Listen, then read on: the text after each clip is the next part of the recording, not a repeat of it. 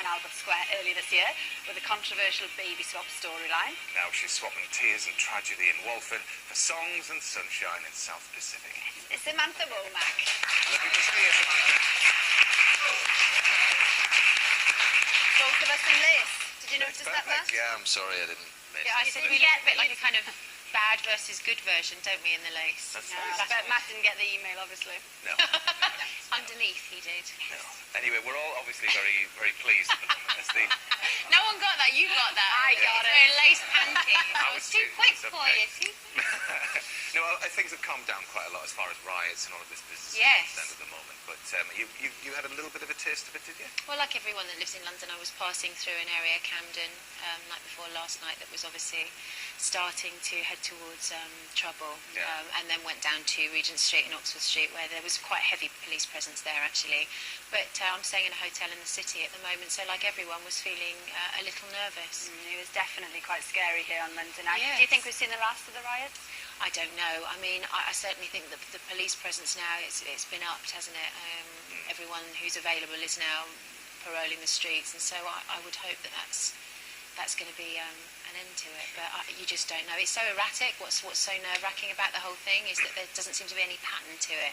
It's springing up all over the place, and the minute you think it's dying down, another. Okay, well, we're looking forward to talking about South Pacific a little bit later on, and we've got a little surprise for you. Oh, God. Yeah, in the shape... It's a good I always surprise. hate that when people on television say that. It's always bad. This is lovely. No, it's this a is lovely absolutely surprise. Is it a delightful, bunny? honestly. Well, it's a mystery guest. Okay? Oh, is it? But we won't get you guessing. We might actually guess who it is. So. Also, our consumer champion Dom Littlewood, he'll be here opening up some more case files. Yeah, no. First, in the emergency recall of Parliament today, David Cameron admitted that far too few police were deployed during this week's riots and that the tactics that they were using just weren't working. Now, this comes after his statement yesterday that the police could now use stronger force in the form of baton rounds and water cannon should the need arise. Lucy Siegel looks at the riot control options our police officers are allowed to use and some that they probably never will be. Everyone's been discussing Water cannon. Now, have they ever been used before on the mainland UK? No, I mean obviously they've been used. Didn't work. Yes. Any idea what he was saying there, or what they're going to do now? Something we don't know. Yeah. We're talking about compensation, a completely different train of thought altogether, pardon pun. But, Train of yeah. You've got some interesting news on train tickets, yeah? Yeah, I once showed you of ours called David Ray wrote in. He had a complaint about e-tickets with a train line. Watch this VT. Okay. Being my mother-in-law, I decided to pay them myself. Fighting to get the system changed because it really is very, very unfair. Harsh that David had to pay twice then, Dom. So it does seem harsh. I mean, you've got to give the... Samantha, you're harbouring some train anger, aren't you? I just am fuming about the whole thing. I think it's complete entrapment. I think it's become so complicated. You've got to buy a certain ticket at a certain time. If you stand on one leg and shake the guy's hand in a certain way, you can get it before 3 o'clock. It's 50p, and if after 4 o'clock, it's 300 quid. If you buy, On the tickets they sell. of course they do. It's make it so complicated for you, and also.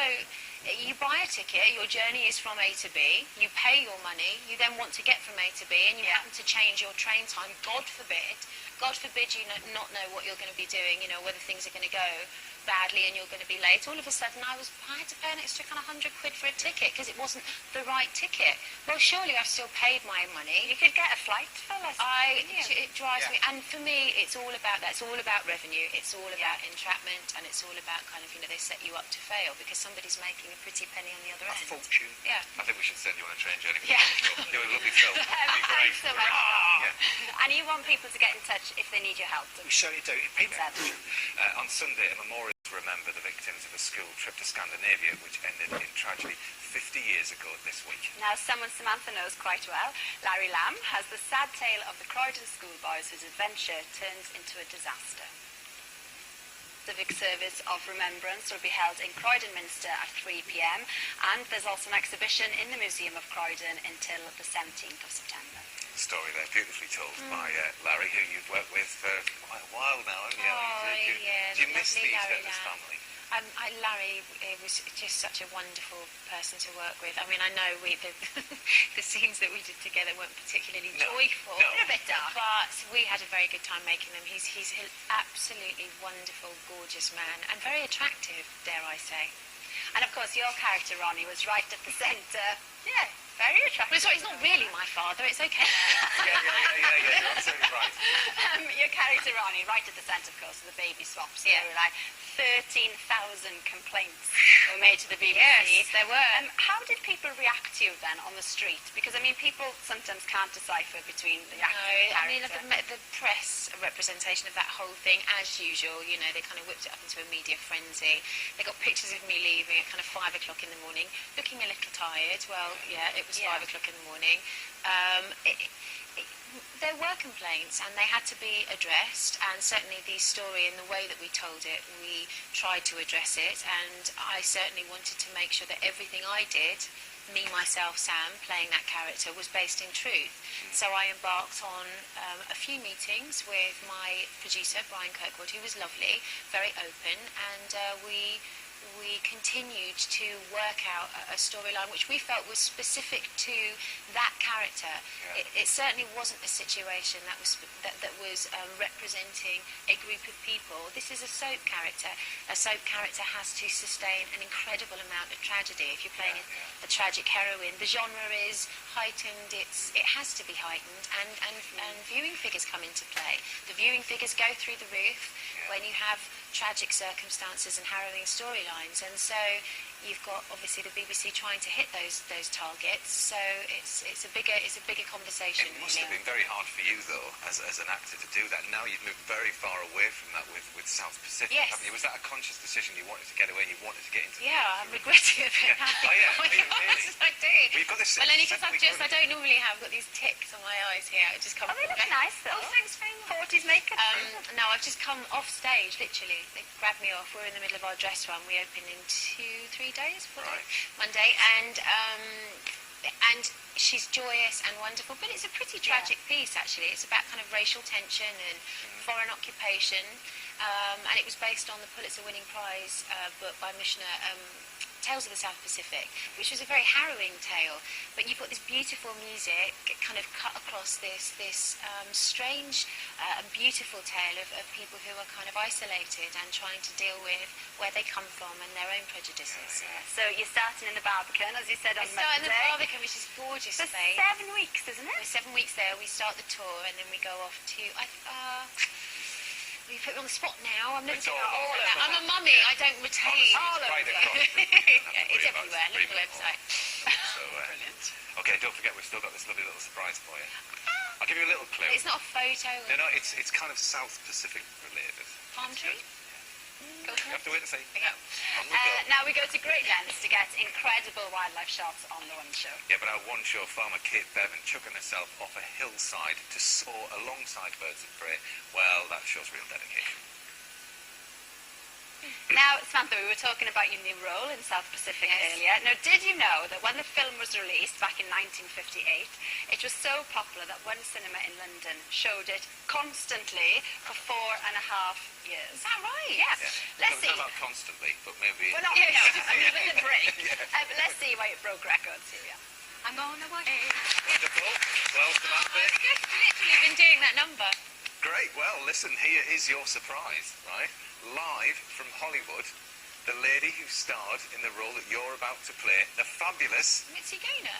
Miss Mitzi Gaynor. How about that?